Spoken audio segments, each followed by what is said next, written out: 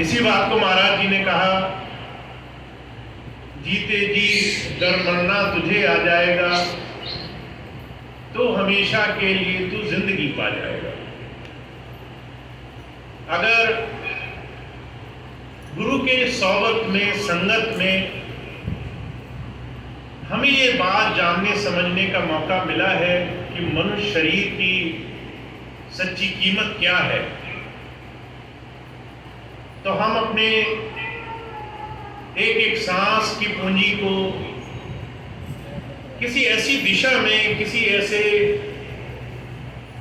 सच्चे साधन को कमाने में लगा सकते हैं जिससे जीवन की सार्थकता हल होती है। हमारे धर्म शास्त्र जुगों जुगों से आए हुए संतों महापुरुषों की वाणियां, अलग अलग समय में आए हुए महापुरुषों के जीवन, उनके अपने अनुभव इस बात की तरफ बार बार हमें इशारा करते हैं। इस मनुष्य जीवन की जितनी भी समय की पूंजी हमें मिली है वो इस बात में है कि आपको अपने आत्म स्वरूप को जानना है। इस देह की आपको समझ है, शरीर से आप संसार में हर तरीके से दुनिया के काम में लगे हो।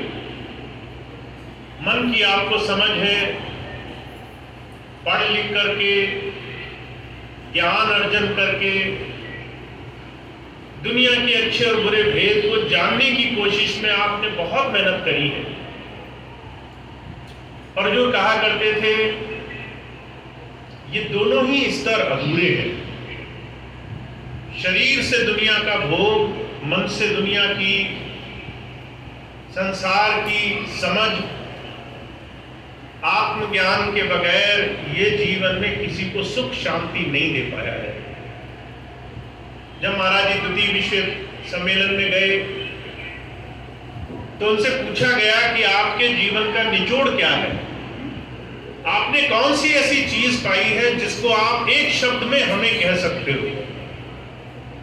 तो महाराज जी कहने लगे, जब तक आप आत्मज्ञान को नहीं पाएंगे दुनिया के सारे ज्ञान अधूरे हैं। महाराज जी ने कहा, पढ़ना लिखना चातुरी ये है बात सहल, काम दहन मन बस करन गगन चढ़न मुश्किल। आप पढ़ लिख लो, बहुत सारी चीजों की आपके पास समझ हो, दुनिया में बड़े बड़े काम करने का हुनर हो, पर अगर काम, वासनाएं,